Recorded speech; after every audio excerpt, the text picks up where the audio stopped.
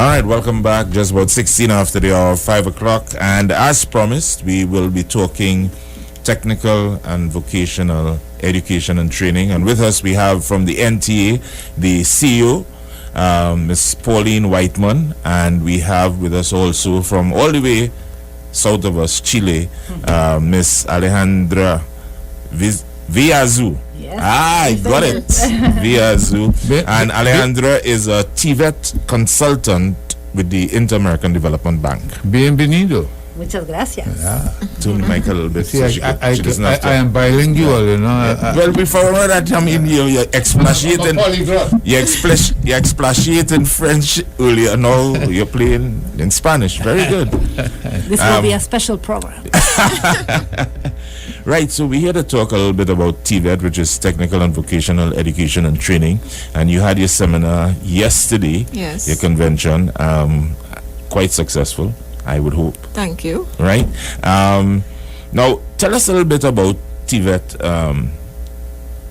Pauline, and the work of the NTA.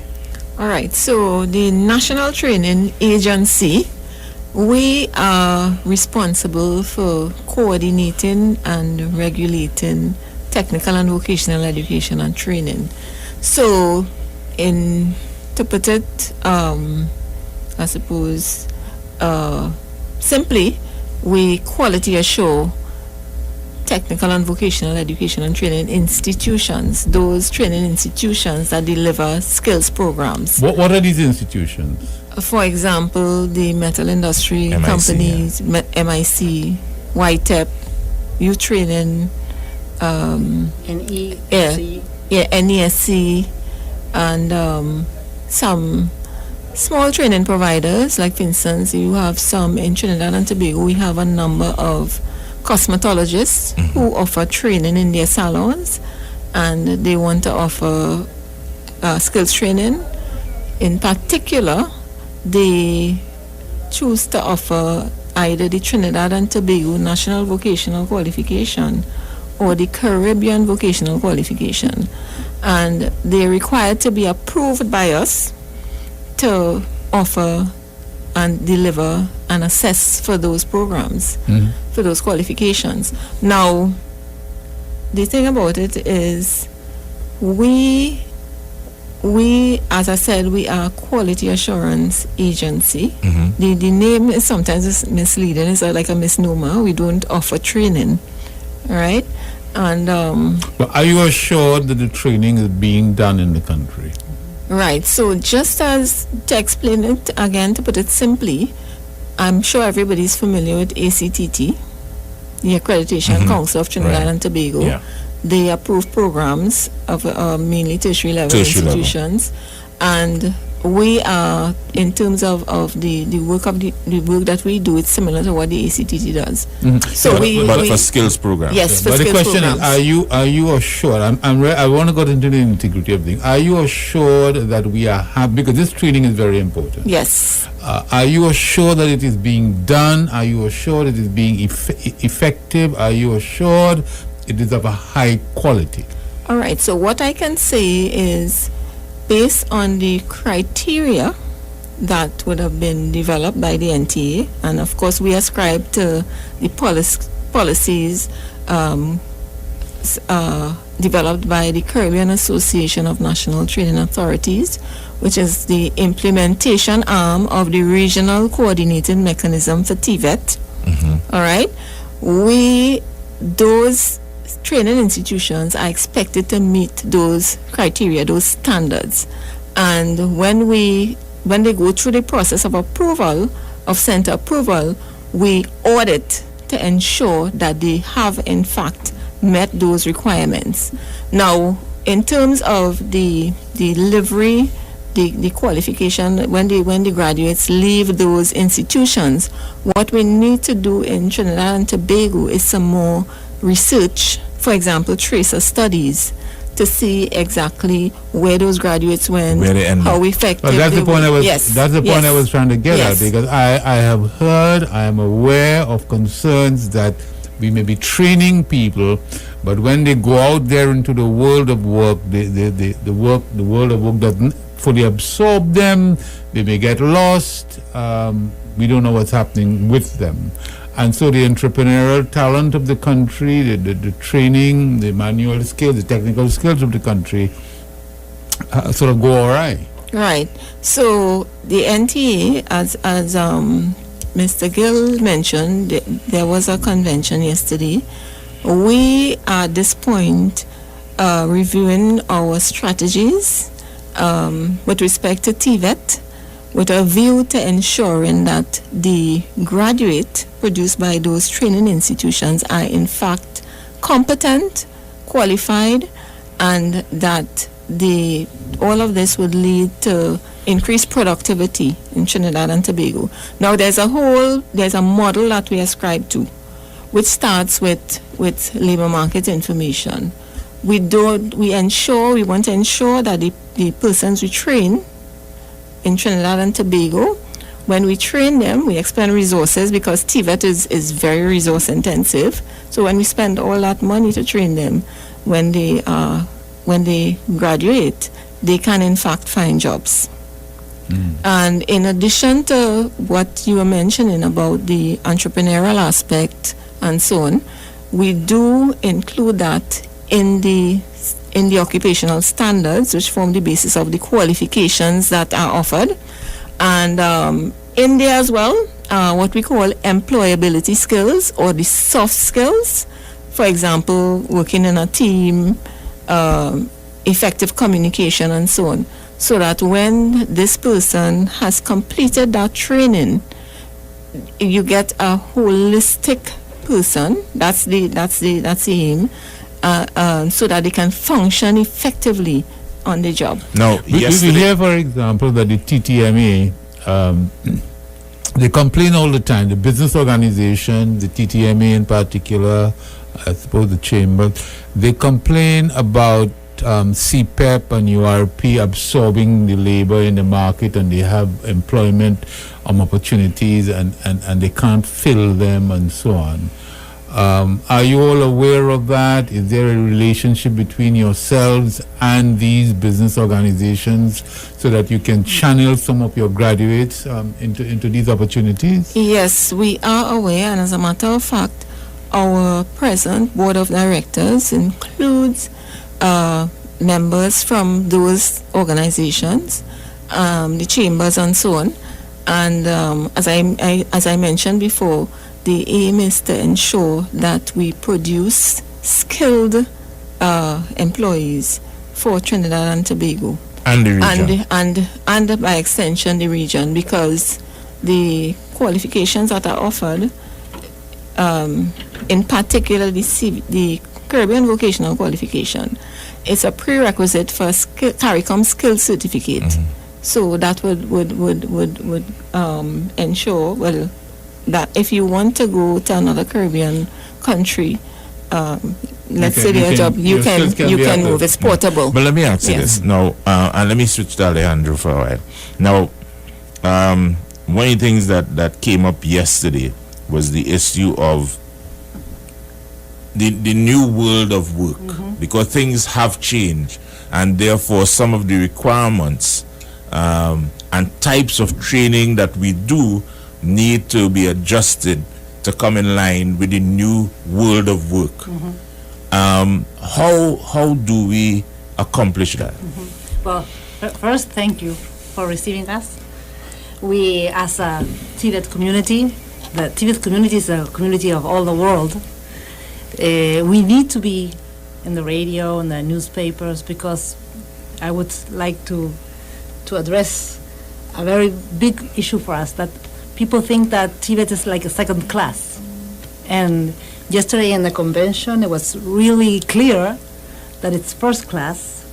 The 5 entrepreneurs, there were 5 or 6 that were yesterday, were incredible. They had a lot of passion, and they had excellence in their companies. They were really the best models I think you can have. They were beautiful. They enjoyed their job. They were incredible, and that's what TVET is about. It's about people with passion and skills. And I think you and the media have a lot to do, because and I will get to your point, John, because sometimes students don't know what they can study, and they don't know where they can work. And the future of work, or the world of work, is very different now than what was before, when their parents were starting, or when many teachers also were starting. For example, in most of our countries, youth have 3 different works a year, and that is normal. It's not a problem. That's how it works for youth.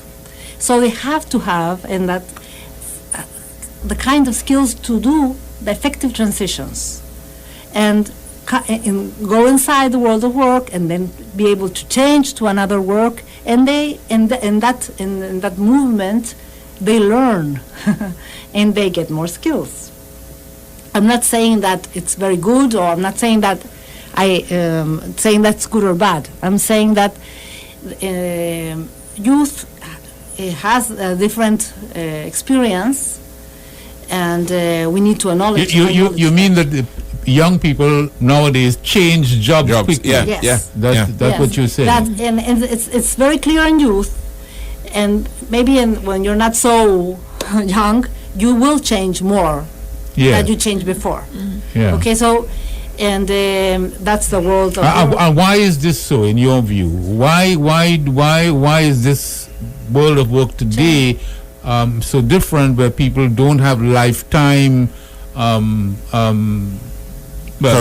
careers? Yes. Yeah. Well, we were working and talking about that yesterday, and you know that the first thing is we have to recognize that work has changed.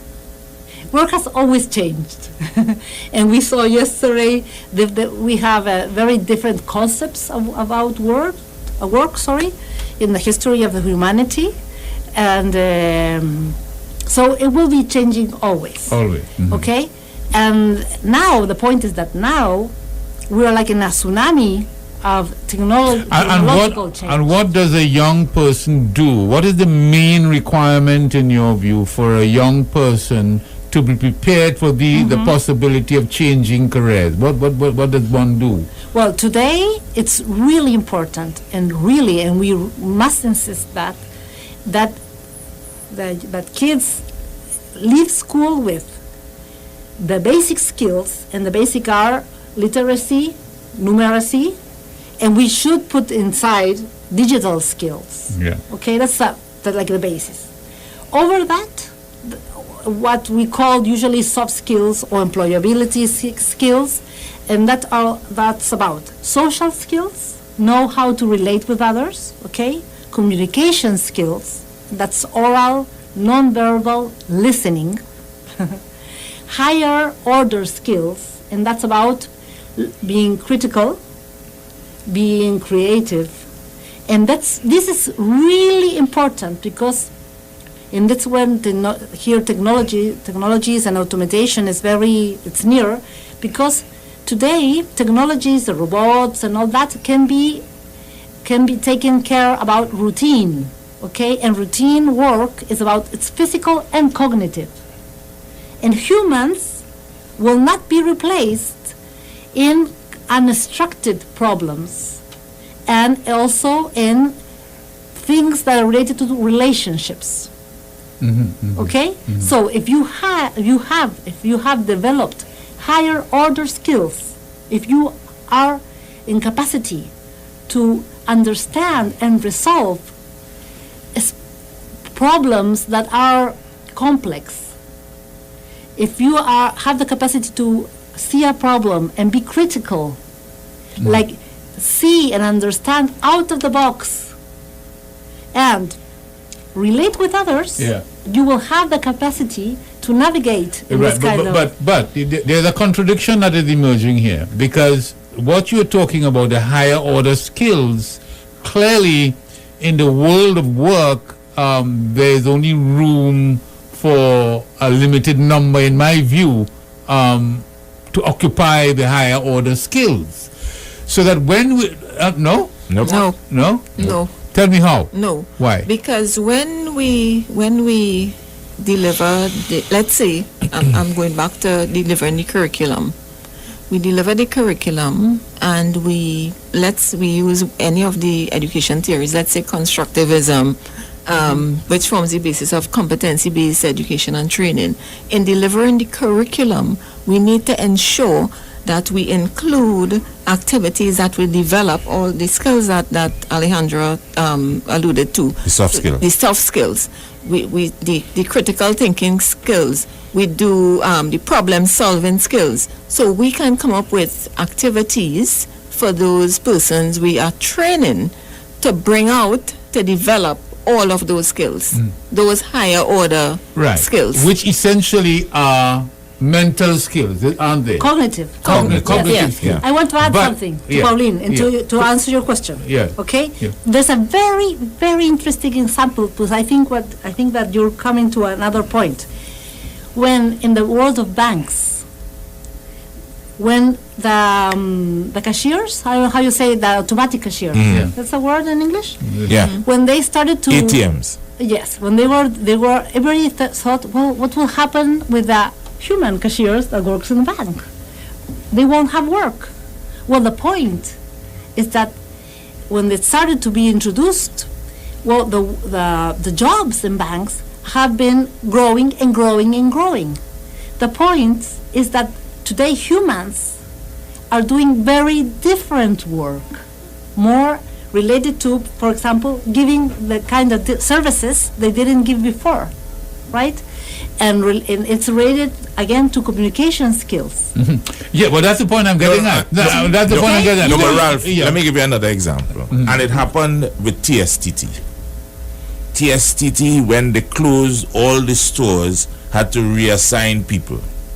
And one of the challenges for some of the people, and some of the complaints that they got, was that I was a cashier for 40 years. What go do? Right? And the point they're making, if those people had more developed soft skills, the cognitive skills and so forth, they would have been able to shift. I fully agree. But they would have been able to shift into other forms of work, right, and still be employable. Right. I fully agree with all of that. The cognitive skills are the ones that are going to be happy. No, I agree with all that. But I just want to lead to this question. Isn't there a contradiction between the development of the cognitive skills and so on in the new world of work and what the NTA is seeking to do? The NTA, I'm just asking this to be provocative, but because it has entered my mind. The NTA is dealing with manual skills, essentially. I mean, technical skills. No. See, you missed the point, Ralph. No. You missed the point. But you're dealing with technical skills, aren't you? But yes. Yeah, but but we're also dealing with But knowledge, skills, and attitudes. Yes. Right?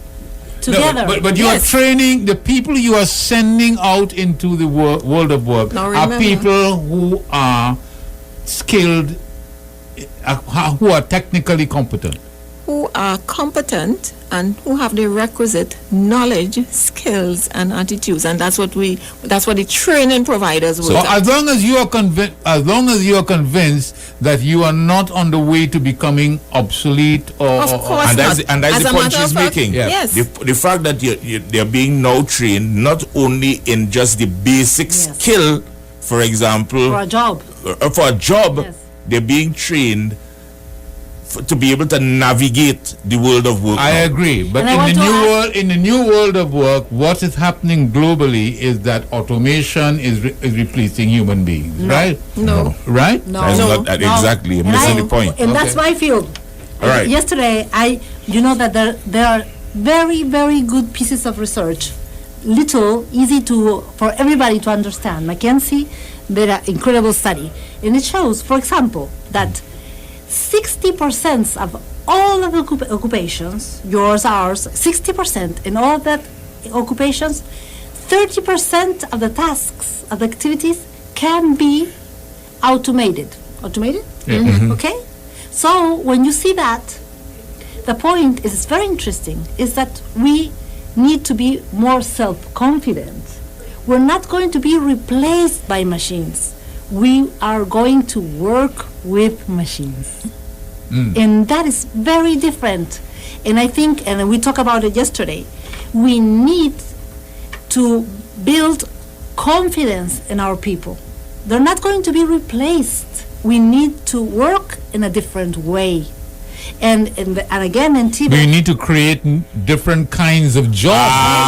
Exactly. Right. Exactly. But Exactly. you need to create different kinds of jobs. And it's the same problem that is happening in the Rust Belt, for example, in the United States, where the jobs have gone away and the jobs have... But you also need a new kind of training of the workforce, don't you? Yes. Yes. Right. And that's the Yes. point they're making. Yes. But you know, the other thing too, Ralph, is with technical and vocational training, it also opens up more room for entrepreneurs as well. Yes. Because if you have those skills, you could actually go into business for yourself. Right? Rather than having to work for someone else. So even if you are displaced by automation, because you have skills that are, you know, that you have perfected, you can actually go into business for yourself. I would like to say something that's I think it's also like when Ralph is talking, it's very important to understand, and I will talk about the world, not only about Trinidad and Tobago, that TVET is not about doing things with your hands. TVET is about hands and brain. And sometimes we have a very old idea about TVET, and that's not bad, but because yes, TVET started with a very practical and hands-on mechanics, maybe agriculture, sewing, but it also includes more like, for example, I talk in Spanish. For example, something in the world of health. For example, in arts, in creation. Well, in the world of food. It's being, well, the world is changing. It's the frontiers between, for example, TVET and the tertiary studies are not so clear. And we're talking about TVET, like programs that may be 3 months, 4 months, and we're talking about TVET in programs of 2 years. Okay? So the world of TVET, I think what we are really going to be seeing is an evolving scenario where these new jobs that are going to absorb the workforce of any country will evolve over time, but we don't really know what exactly they are. But let me that's the point. That's the point I want to get. Let me give you an example. Yeah. Long ago, right? Seamstresses, the neighborhood seamstress, right, was actually not just somebody that sewed clothes. She was also a designer. Yeah? She was also a designer. She would go and make the outfit to suit, right? Now, if you move forward now, that same neighborhood seamstress has evolved into being a fashion designer and could actually establish her own factory. using computers. Right, exactly. So before, because of limited technology, you had to be the seamstress. People will bring you understand? Now, those same kinds of people with those same kinds of skills have evolved into being manufacturers. We have examples of manufacturers with plants that that's are right. We have people like mailing. That will become automated. We have examples. We have people like mailing. We have this boy who does suits. You have Nathan. Yes. Right? Yeah. These same people who would have been long ago just the neighborhood tailor or the neighborhood seamstress have now evolved because of the skills and using technology to become manufacturers. And I want to make a point with respect to that, the IT-enabled sector. In Trinidad and Tobago, I made the point yesterday, we are at the point where right now, as we speak, we have some training providers who are engaging in this sector, who are actually delivering training for young people, because you find a lot of young people flocking to those areas, and it's an unexplored, when I say in Trinidad and Tobago, because based on, if you look at Glassdoor, the stats, Glassdoor, you have millions of jobs worth billions of dollars Yeah. that there are vacancies for. They cannot fill those positions right now. We need to get into that kind of training. But let me give you another example, Ralph. So in other words, what you are training people for also needs to evolve. That's right. Yes. Yeah. Exactly. That's where I was going. Not only needs to be, but has. But I has. think that's Yes. the point. Yes. Okay. Has. Yes. Because, for example, a lot of young people who have these phone fixing places in malls, you know where they learned? They learned that on the internet. Now, what needs to happen now is for them to get certified, they go to a course. So now they have not only the skill, but the qualification to The go with it. certificate. The certificate. Yes. You understand? Yes. Which will then enable them to leave Trinidad and they could go in Jamaica and do the same thing. And another point is the same IT enabled sector I'm talking about. We have the capacity in Trinidad and Tobago to come up with centers of excellence where that training can be delivered here in Trinidad and Tobago, and we have people from the region coming to Trinidad. Yeah. It's almost like a Silicon Valley. Yes, a hub. Yes. Yeah, You a have Silicon And we Valley. do have the capacity to do that right here in Trinidad and All right, Tobago. so let's open up the phone line 6223937 to get some questions in from the listening public. Right? So you can put these phones on. So I mean the whole idea of TVET, and you know, I want to commend the Minister Lovell Francis yesterday. His talk was really, really important, and how, you know, and he made the point that he took the route of grammar school, university, etc., and he has friends who took the TVET road, and a lot of them are earning a lot more than he does, you know, which is interesting. But there's something else I want to talk about. We'll raise that afterwards. Good afternoon. Welcome. Hello, good afternoon. Afternoon to you.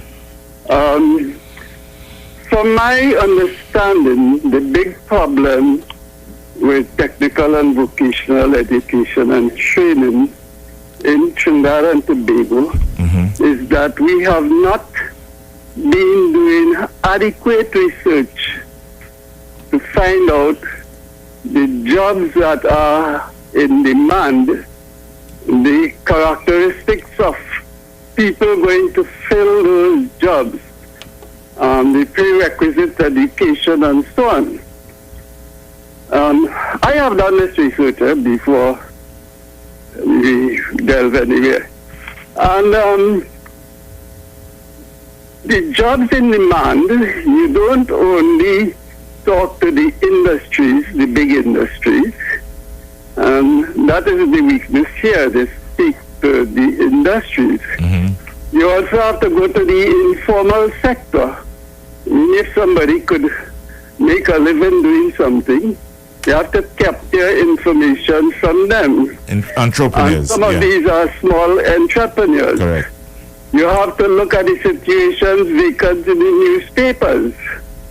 You have to also survey the householders to find out their needs for goods and services.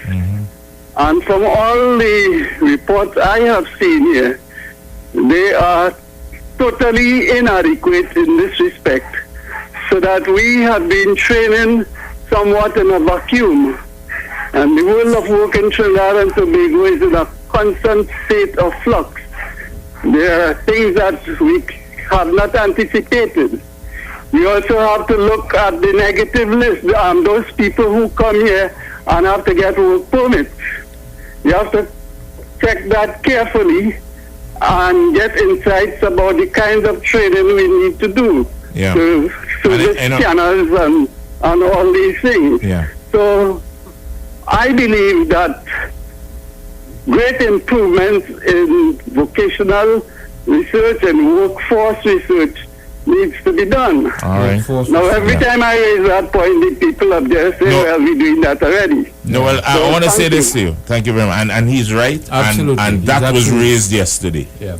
That issue was raised yesterday. Yes, it was raised yesterday. It's a very, very important point the caller is making.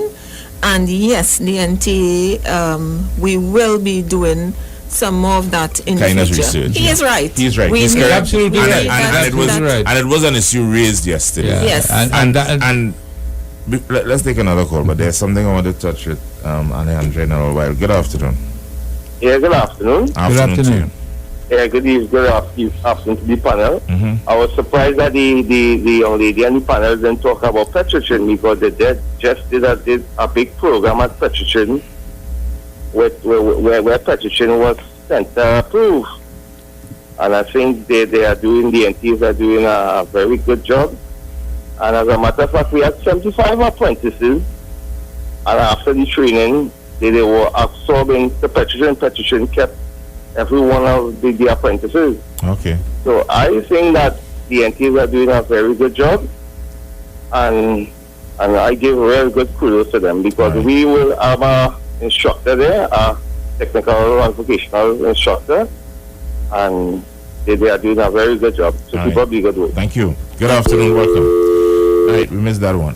Now, one of the things that was raised yesterday too was providing students with information that would guide them, that could make them make better decisions on whether they want to go the grammar school road or the TVET road. If you understand what I'm saying, and if more students, we've got because to right now we are leaning we've got to towards separate those at an appropriate time. The one who wants to go the grammar school road and the one who wants to go the technical road, there must be a time, a certain age or a certain time in their career. I want to disagree with I that. want to disagree with I that. also Yeah. want to disagree. I want to disagree with that, because we speak of the TVET integration, and we can start from nursery, Yeah. where we infuse the TVET in the curriculum, and it's not difficult to do. It is not difficult to do. We need to come up with policies that would allow for that. I would say that Ralph has been too much in Germany. You know, Ralph, that happens in Germany, and it's. I'm not saying that. But the German economy is very strong. That's why I'm telling you. You have a point. Very strong. But first, I think it's clear that we're talking about lifelong learning, and you can switch from one system to another to like a more academic or more TVET. You should be able to switch. Should be In fluid. an ideal world, of course. No. In many countries you can do it, and it's about both worlds, the academic and TVET. That what's really happening, that the limits are they're blurring, you know, and it's because when we were talking about that the fundamental skills, academics are starting to recognize that when people go to study law, or they also work, you know, they also need those skills. Yes. You don't go to university to only do research. You go because you want to work. So that's The same soft big, skills. yes, that big difference is not real.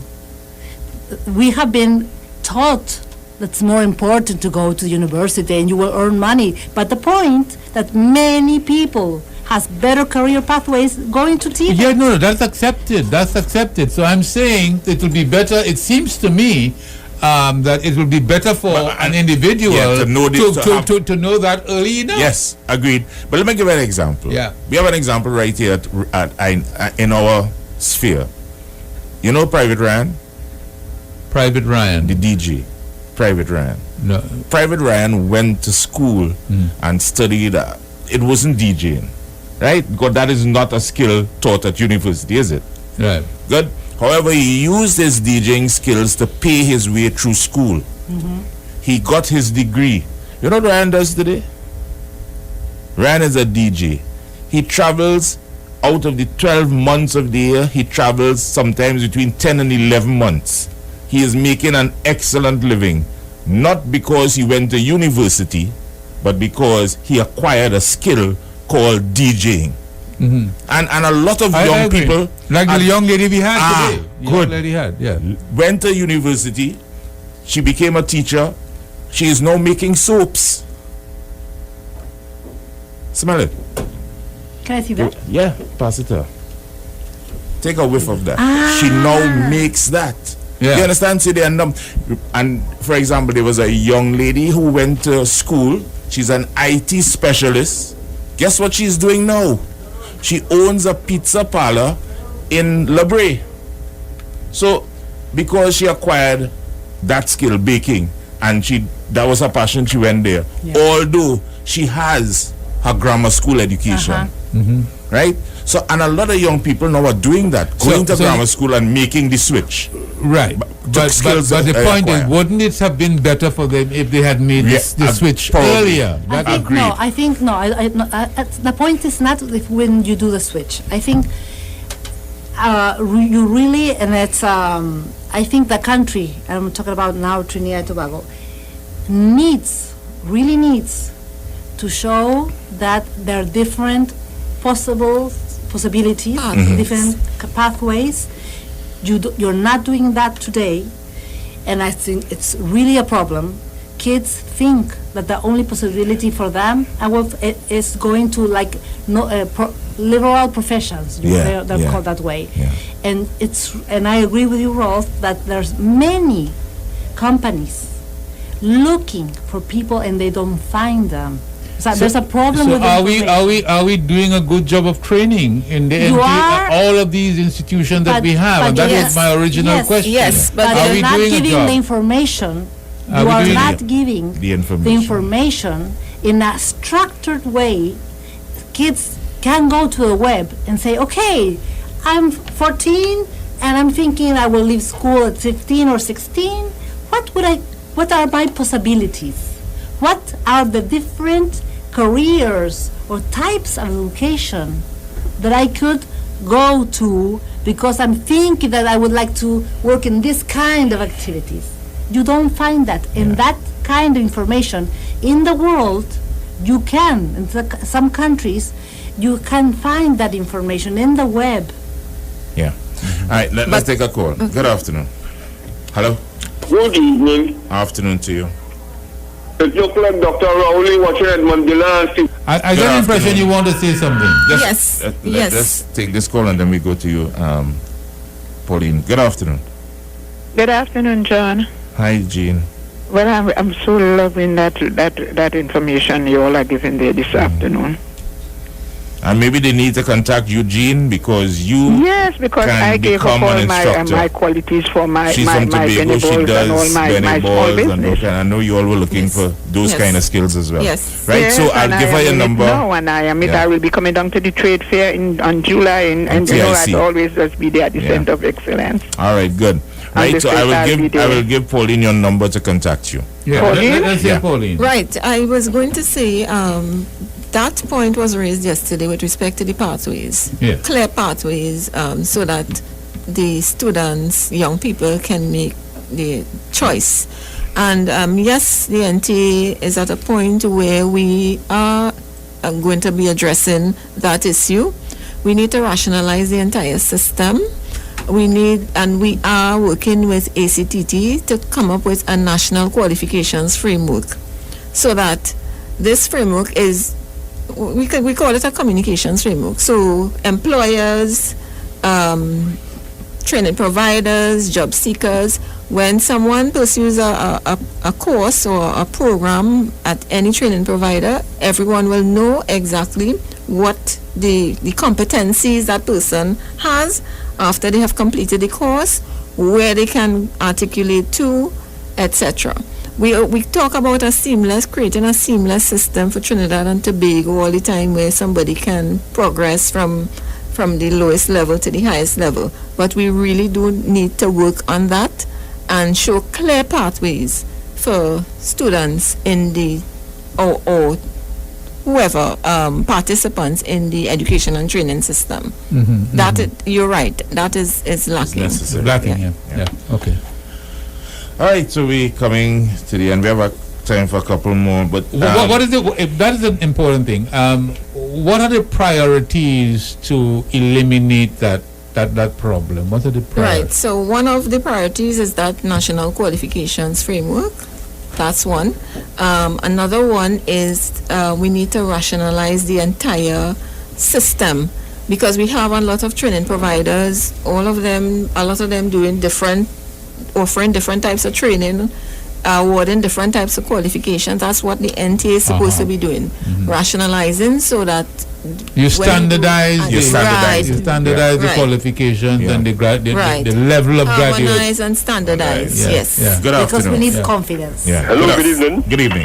Afternoon to you. To ladies there from the NTA, I think one of the problems with the system exactly with regard to the TVET system in general, when people go to universities, I think their problem is where they go to study permanently for the 4-year degree without trying to get experience while they're working. Could the NTA create a system where while they're learning whatever skill, they work at the same time? So while they're doing the theory, they could learn the practical at the same time, like how they have it with MUST and HYPE and so forth. I think that's the main problem why many people graduate from university don't fall into employment immediately. Thank you, Bradley. All right, but he is reinforcing the TVET there because he's saying basically that the TVET programs are combine working while you learn. Yes. So Actually, I can share at one point in time we were the students pursuing the engineering degree. There was a relationship with one of the training providers where they did welding and at MIC and other other courses in construction. Like that, Yes. Good afternoon. Final call. Hi, good afternoon. I just want to find out if persons are interested, if they could leave a number so we could contact them. Interested in what? Well, I joined very late, about 10 minutes ago, but it sounded like for persons with business or something like that. No. We're talking technical and vocational training. But if you're interested in training, there are a number of agencies. Probably we could highlight some of them. You have the MIC. You have Whiteman, you have NESA. It depends on what type of training you're interested in. Yes, you're interested in. Clearly, there is the need for standardization, because I would suspect that Whiteman, the level of training would be very different from. Yes. It will not be as advanced as some, but some will not be as advanced as the others. Right, because remember, Whiteman is catering for a certain type of person. Yeah. So they have their clear mandate with respect to what the cohort of trainees that they're supposed to service. Yes. Yeah, so there is the need for that, and I'm glad that is a priority in the organization. Yes.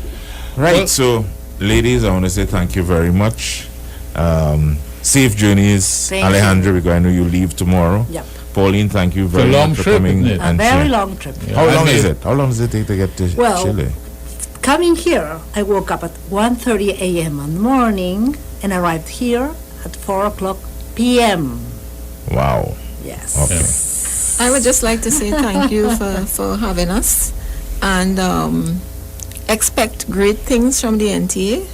We're here to ensure that we have a very, I said we are about quality assurance and so on, a high quality education and training system. Yeah. Of course, contributing to technical and vocational education and training in Trinidad and Tobago.